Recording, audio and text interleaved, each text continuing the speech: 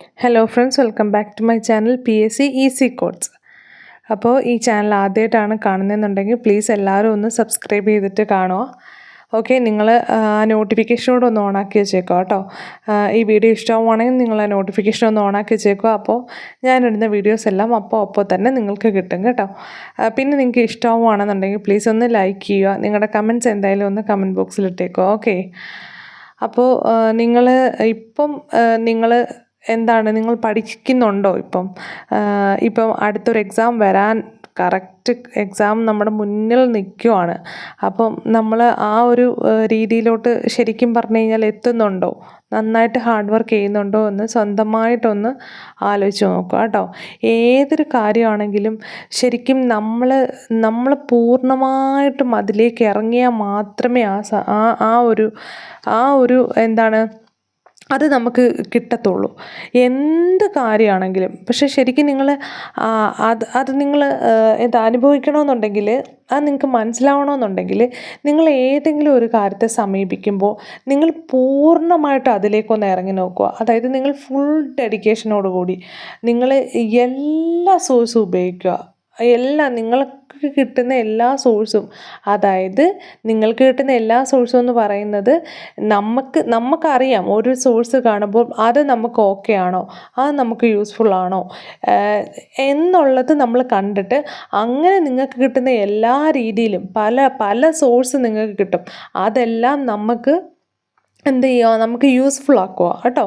അപ്പം അങ്ങനെ നമ്മൾ യൂസ്ഫുൾ ആക്കി ഫുൾ ഡെഡിക്കേഷനോട് കൂടി ഇറങ്ങിക്കഴിഞ്ഞാൽ ഒരിക്കലും നമുക്ക് ഒരു പരാജയം നമുക്ക് പറ്റത്തില്ല. അതങ്ങനെയാണ്, ഒരു പരാജയം വരത്തില്ല. കാരണം പക്ഷേ അങ്ങനെ നിങ്ങളൊന്ന് ഇറങ്ങി നോക്കണം. നമ്മളിപ്പോൾ ഒരു കാര്യത്തിൽ ഇപ്പം മടിച്ചിരുന്ന് കഴിഞ്ഞാൽ പക്ഷെ ഒന്നും നടക്കത്തില്ല.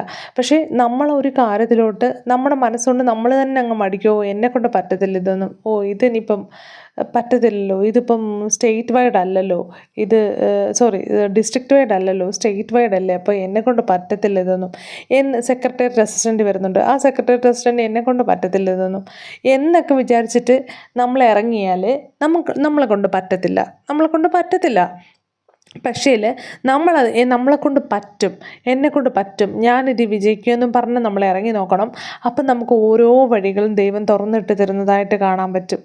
അപ്പം ഓരോരോ വഴികൾ, അത് എങ്ങനെയെങ്കിലുമൊക്കെ ഓരോരോ വഴികൾ ഇങ്ങനെ തുറന്ന് നമുക്ക് ആ ഒരു ലക്ഷ്യത്തിലേക്ക് നമ്മളെ ദൈവം കൊണ്ടുപോകും. അത് ഫുൾ ഡെഡിക്കേഷനോടുകൂടി ഇറങ്ങിയാൽ മാത്രം. അതായത് നമ്മൾ ആ ഒരു എന്തൊരു കാര്യത്തെയാണോ നമ്മൾ സീരിയസ് ആയിട്ട് സമീപിക്കുന്നത്, അതിന് വേണ്ടിയിട്ട് മാക്സിമം നമ്മൾ എഫേർട്ട് ഇടുന്നത്, ആ കാര്യം നടപ്പിലാക്കാൻ നമുക്ക് ഉറപ്പായിട്ടും പറ്റും. ആ കാര്യം നടപ്പിലാക്കാൻ ഉറപ്പായിട്ടും പറ്റും. അപ്പം അതുപോലെ തന്നെ നമ്മൾ പഠിക്കുന്ന സമയത്ത് നന്നായിട്ട് പഠിച്ച ശേഷം നമുക്കൊരു പ്രാർത്ഥനയും കൂടെ വേണം.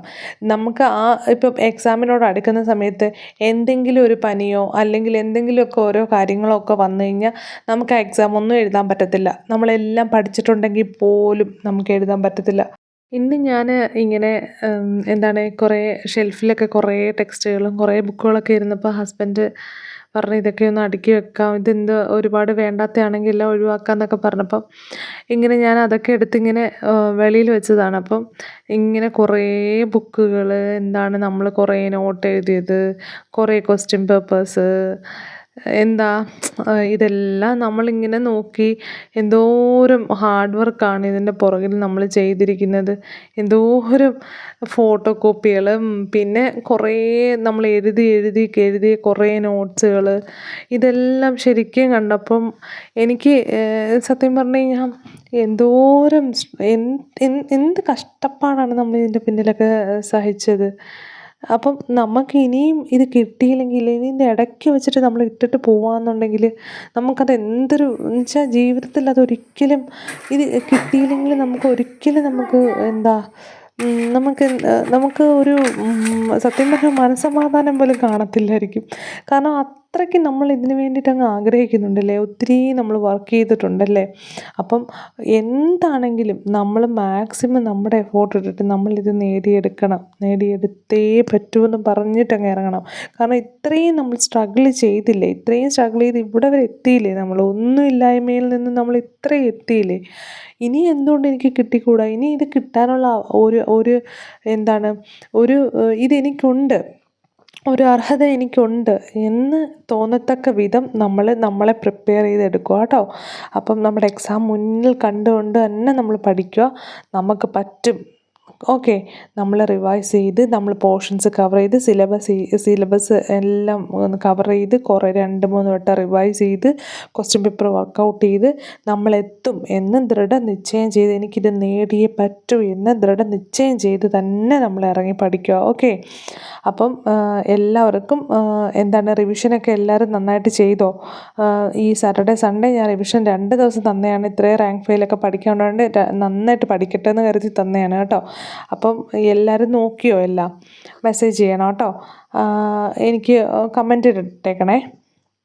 അപ്പം നാളെ നമ്മൾക്ക് നോക്കാനുള്ളത് ഇന്ത്യൻ ജോഗ്രഫിയാണ് കേട്ടോ. റാങ്ക് ഫെയിലാണ്. ഇന്ത്യൻ ജോഗ്രഫി റാങ്ക് ഫെയിലിൽ ഇന്ത്യയുടെ കാലാവസ്ഥ ഞാൻ എക്സ്പ്ലെയിൻ ചെയ്ത് പറയുകയാണ് കേട്ടോ. അപ്പം നിങ്ങൾ ഇത്രയും കാര്യങ്ങളാണ് ശരിക്കും നോക്കേണ്ടത്. ഇന്ത്യയുടെ കാലാവസ്ഥ, മണ്ണിനങ്ങൾ, കൃഷി. ഈ കൃഷി എന്ന് പറയുമ്പോൾ അതിനകത്ത് ഹരിത വിപ്ലവം വരും, കാർഷിക വിളകൾ വരും, അങ്ങനെയൊക്കെ വരും. അപ്പം പിന്നെ ധാതുക്കൾ പഠിക്കണം. പിന്നെ ഊർജ്ജ മേഖലയിലെ പുരോഗതി, വ്യവസായം, അത് എക്സ്പ്ലെയിൻ ചെയ്യേണ്ടല്ലോ. ഊർജ്ജ മേഖലയിലെ പുരോഗതി എന്ന് പറഞ്ഞിട്ട് തന്നെ നമ്മുടെ റാങ്ക് ഫെയിലിന് കിടപ്പുണ്ട്. പിന്നെ വ്യവസായവും കൂടെ നോക്കണം കേട്ടോ. അപ്പം ഇത്രയും ടോപ്പിക്ക് നിങ്ങൾ നോക്കണം. ഇന്ത്യൻ ജോഗ്രഫി കുറച്ച് വാസ്റ്റാണ്, അതുകൊണ്ട് ഞാനിങ്ങനെ സ്പ്ലിറ്റ് ചെയ്ത് തരുവാണ് കേട്ടോ. ഈ ഒരു ടോപ്പിക്കിൻ്റെ അണ്ടറിൽ വരുന്നതെല്ലാം നിങ്ങൾ നോക്കണം. ഓക്കെ, റാങ്ക് ഫെയിലിന് നോക്കണം. പിന്നെ SCERT ചാപ്റ്റർ ക്ലാസ് 10 ചാപ്റ്റർ 7 വൈവിധ്യങ്ങളുടെ ഇന്ത്യ, പിന്നെ ക്ലാസ് 10 ചാപ്റ്റർ 8 ഇന്ത്യ സാമ്പത്തിക ഭൂമിശാസ്ത്രം. വളരെ വളരെ വളരെ ഇമ്പോർട്ടൻ്റ് ആയിട്ടുള്ള 2 ചാപ്റ്ററാണ്. മസ്റ്റായിട്ട് ചോദ്യം വരുന്ന ചാപ്റ്റേഴ്സാണ്. സോ അതുകൊണ്ട് നന്നായിട്ടത് പഠിക്കുക. 2ാമത്തെ തവണയാണ് SCERT റിവിഷൻ വരുന്നത് ഈ 2 ചാപ്റ്റർ. അപ്പം പ്ലീസ് എല്ലാവരും നന്നായിട്ട് തന്നെ ഈ ചാപ്റ്ററുകളൊന്ന് പഠിക്കുക. പഠിക്കാത്തവരൊന്നും കൂടി പഠിക്കുക കേട്ടോ, നിങ്ങളുടെ ചാൻസാണ്. അപ്പോൾ അത് നിങ്ങൾ ഉപയോഗപ്പെടുത്തുക. ഓക്കെ, പിന്നെ കറണ്ട് അഫേഴ്സ് ഞാൻ ഒരു PDF വന്നായിരുന്നു, സർക്കാർ പദ്ധതികൾ, അതിൻ്റെ ഫുൾ പഠിക്കണം കേട്ടോ. അപ്പം ഒരു 10 പേജ് വരെ നമ്മൾ പഠിച്ച് നിർത്തിയായിരുന്നു. 10 പേജ് തൊട്ട് ഫുള്ളായിട്ട് നമുക്ക് നോക്കണേ. മാത്സ് നാളെയും കൊണ്ട് നിങ്ങൾ റിവിഷൻ എടുത്തോളൂ. ഓക്കെ, തീർക്കാനുള്ളവർ എന്തെങ്കിലുമൊക്കെ ഉണ്ടെങ്കിൽ തീർത്തോളൂ കേട്ടോ. അപ്പം ഇത്രയാണ് നമ്മുടെ നാളത്തെ ടോപ്പിക്ക് വരുന്നത്. നന്നായിട്ട് എല്ലാവരും പഠിക്കുക. ഓക്കെ, അപ്പോൾ പെൻഡിങ് ഒന്നും ഇടാതെ മാക്സിമം രാവിലെ എഴുന്നേൽക്കുമ്പോൾ തൊട്ടേ ഒരു ഫ്രഷ് മൈൻഡോട് കൂടിയിട്ട് രാവിലെ എഴുന്നേൽക്കുമ്പോൾ കുറച്ച് പഠിക്കുക. രാത്രി കിടക്കുന്നതിന് മുന്നേയും പഠിക്കണം. രാവിലെ എഴുന്നേറ്റ ഉടനെ കുറച്ച് പഠിച്ചിട്ടേ കിച്ചണിലൊക്കെ കയറാവുള്ളൂ കേട്ടോ. അപ്പം കുറച്ചൊന്ന് നോക്കണം. എന്നിട്ട് പിന്നീട് അന്നേരം കയറുമ്പോൾ നമുക്ക് അത്രയും തീർത്തല്ലോ എന്നുള്ളൊരു സമാധാനമൊക്കെ കിട്ടും.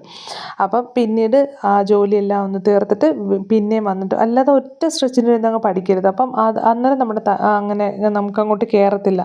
എല്ലാ ജോലിയും ഒതുക്കിയിട്ട് പഠിക്കാം എന്നുള്ളൊരു ടെൻഡൻസി വരരുത്. ആദ്യം കുറച്ച് പഠിക്കുക, പിന്നെ ജോലി ചെയ്യുക, പിന്നെ പഠിക്കുക, അങ്ങനെ ചെയ്യാവുള്ളൂ കേട്ടോ. അപ്പം അങ്ങനെയൊക്കെ നിങ്ങൾ നന്നായിട്ട് പഠിക്കുക. എന്തായാലും നിങ്ങൾ ഏറ്റവും കൂടുതൽ പ്രയോറിറ്റി ഇതിന് കൊടുക്കുക. എങ്കിലേ നിങ്ങൾക്ക് എക്സാമിന് അതേ റിസൾട്ട് നിങ്ങൾക്ക് തിരിച്ചു കിട്ടും. നിങ്ങൾ എന്താണോ അങ്ങോട്ട് കൊടുക്കുന്നത് അതേ നിങ്ങൾക്ക് തിരിച്ചു കിട്ടും. ഓക്കെ, അപ്പം നിങ്ങളുടെ എക്സാം കഴിഞ്ഞ് നിങ്ങൾ സന്തോഷത്തോടു കൂടി ഈ എക്സാം ഹാളിൽ നിന്ന് പുറത്തിറങ്ങുന്ന സന്തോഷത്തോടു കൂടി എന്നല്ല ഞാൻ ഉദ്ദേശിച്ചത്. അന്നേരം സന്തോഷം കിട്ടിയിട്ട് ഒരു കാര്യമില്ല. കാരണം നമുക്കറിയത്തില്ല നമ്മൾ എഴുതിയ ഉത്തരങ്ങളൊക്കെ ശരിയാണോ എന്ന്. നമ്മൾ വീട്ടിൽ വന്ന് കഴിഞ്ഞ് നമ്മുടെ മാർക്ക് നോക്കി കഴിഞ്ഞുള്ള സന്തോഷമുണ്ടല്ലോ, അതിന് വേണ്ടിയിട്ട് നമ്മളിപ്പം നല്ലപോലെ എഫോർട്ട് എടുക്കണം. ഓക്കെ, അപ്പോൾ എല്ലാവരും നന്നായിട്ട് തന്നെ പഠിക്കുക. Okay, thank you.